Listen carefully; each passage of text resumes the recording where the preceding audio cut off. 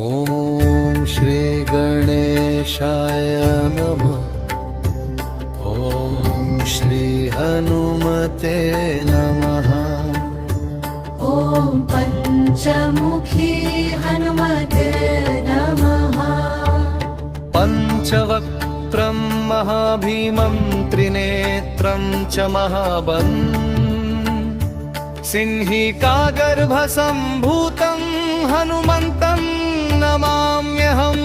ॐ हनुमते रक्ष रक्ष सर्वतो माम्। ॐ हनुमते रक्ष रक्ष सर्वतो माम्। पूर्वे हनुमान् कपिमुखधारी रक्षतु माम्। दक्षिणे नारसिंहवपुर्मान् सदा पातु।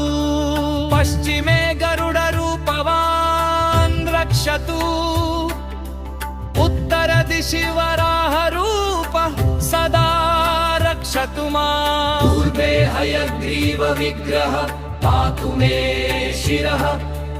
अधस्तात् ब्रह्मास्त्ररूप पातु पादयुग्मं सदा मम। अष्टदिशि रक्षतु पञ्चवक्त्रः स्वप्ने जाग्रति गच्छतः पश्यतः शयानम्। पश्यन्तं हसन्तं चलन्तं सर्वदा रक्षतु हनुमान् महाबलः। ॐ अञ्जनीसुताय महाबलाय रामदूताय नमः। ॐ किल्किलाय वीराय विक्रान्ताय नमो नमः। ॐ भूतप्रेतपिशाचादिनाशाय स्वाहा। ॐ असिधाराकृशानुवत्कवचं मे हनुमान् स्थापयतु। रामभक्ताय रामदूताय हनुमते नमः। सर्वशत्रुनिवारणाय कवचं पठेत्। रक्षां कुरु महाबाहो त्राहि त्राहि नमोऽस्तुते। ॐ हनुमते नमः। ॐ हनुमते नमः। ॐ अञ्जनीगर्भसम्भूतमारुतात्मजमुत्तमम् श्रीरामप्रियं भक्तं वन्दे लङ्काभयङ्करम्। पञ्चमुखं धरं देवं हनुमन्तं नमाम्यहम्। पूर्वं तु वानरं वक्त्रं कोटिसूर्यसम्प्रभम्। दक्षिणे नारसिंहं च भयनाशं सदा स्मरेत्। पश्चिमे गरुडं वक्त्रं वक्रतुण्डं महाबलम्।